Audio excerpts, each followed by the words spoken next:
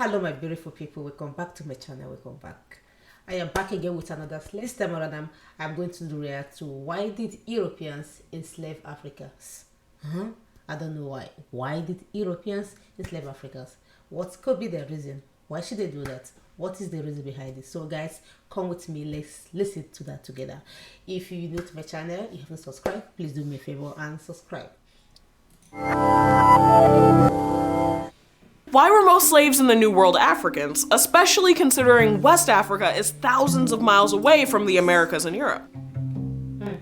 Slavery has existed in multiple forms throughout history and across a wide variety of cultures. But slavery in the early Americas, meaning the North American colonies, Central America, South America, and the Caribbean, was ultimately powered by the labor of enslaved Africans and their descendants. And there's an important question many people don't stop to ask. Why Africans?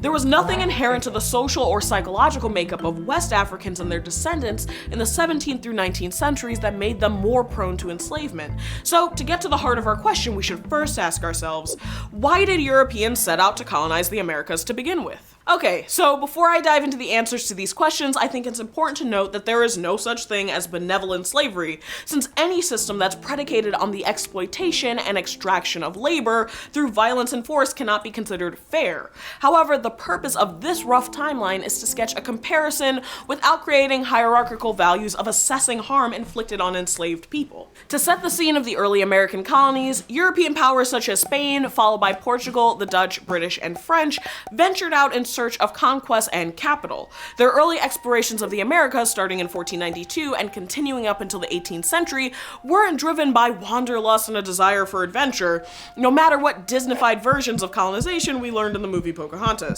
Instead, they were looking for one primary thing: wealth. And this could mean gold and silver, or it could mean land, farmland, and commercial crops. The driving incentive for exploration was to increase European power and to fatten the royal coffers. But initially, slavery was not the source of this wealth.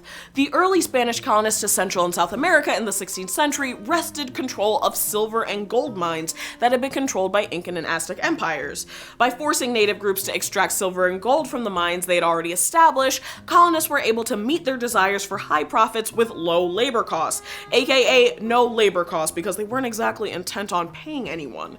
And the colonists were brutal. By working native people to death, cutting off limbs if they didn't extract enough materials quickly, or threatening them with murder, the Spanish were able to increase their mining efforts in these regions and to meet their specific demand for increased wealth throughout the 16th century. And despite European expectations, in other regions like North America or the Caribbean, there weren't huge repositories of gold and silver to send back to Europe. But even though there was little precious metal to be found, the monarchies and the early colonists who arrived in these areas were equally intent on yielding high profits. So they turned to crops that yielded high profits like sugar, tobacco, rice, and later cotton.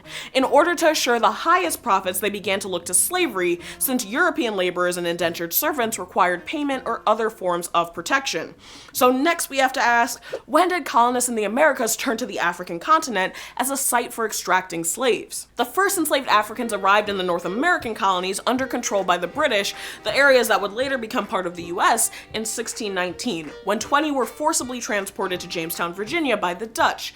But the first enslaved Africans had arrived in the Caribbean and Latin America prior to that, starting as early as the first decade of the 16th century. Because remember folks, the colonies established in the Americas, plural, cover South, North, and Central America plus the Caribbean, and not just the present-day US. But the transportation of African people into slavery began before the colonization of the Americas.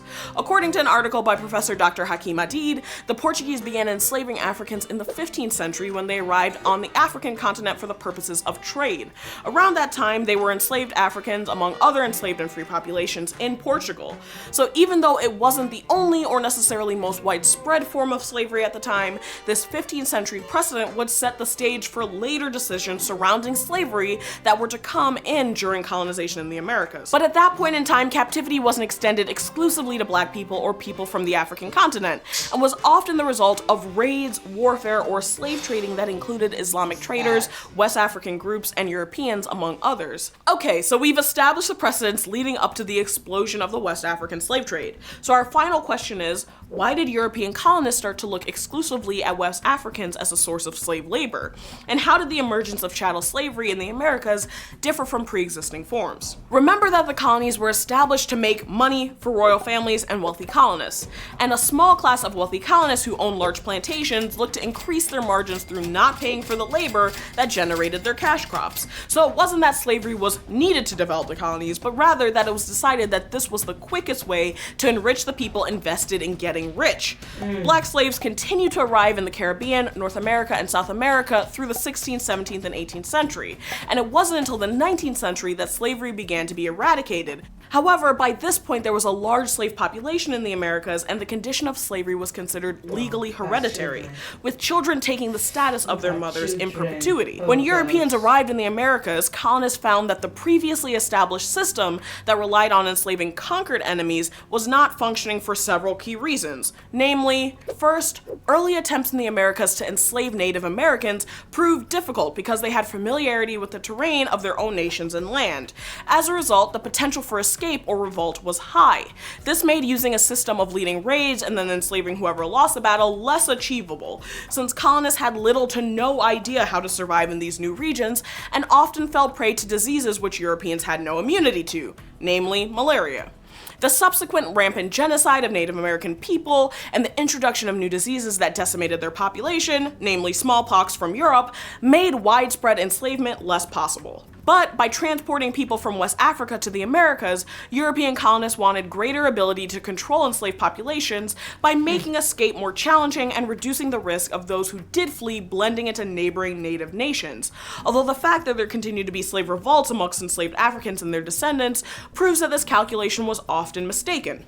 Second, West Africa was often the source of forced and kidnapped laborers because of its proximity to seaports, which made contact between these three locations more possible. Also, laborers from West African countries were more familiar with the agricultural methods needed for mass cultivation of these kinds of crops in the New World. So, how does it all add up? Well, even though the slave trade brought an estimated 9 to 12 million people here from Africa as cargo, colonists eventually resorted to reproduction within the colonies as a method for sustaining slavery. Oh, dear Lord, I am so sad listening to this, but at the same time, I am happy knowing what I don't know. You know, why did Europeans enslave Africa? I am really so angry of saying children being taken out from their parents. Children are innocent, being taken out from their mother, even the one that are still breastfeeding, taken out. Old people killed, young ladies being raped, just maybe if you don't want to go. Some of them committing suicide because they don't want to be slaves. They don't want a child being taken from the mother forcefully. I just hate to watch this, but I have to watch it. I have to finish it. Be passed down as an inherited status from mother to child. And to justify this never-ending enslavement, we started to see the evolution of false race science and racialization used as a justification for why one group of people, specifically people of African descent, were the only ones who could be enslaved. But this shift erased the reality that prior to turning to West Africa as a labor source, slavery existed across racial lines and was dictated more by battles and military capture than by skin tone. The resulting idea we had about race evolved out of a desire by people engaging in the slave trade to find an after-the-fact justification for enslaving people from one specific region over others. This history of racialization is covered in our episode on the origins of race in the USA, so check that out if you want to learn more. It is what it is. It is sad, it is interesting, it's what it is. Guys, I will see you in my next video.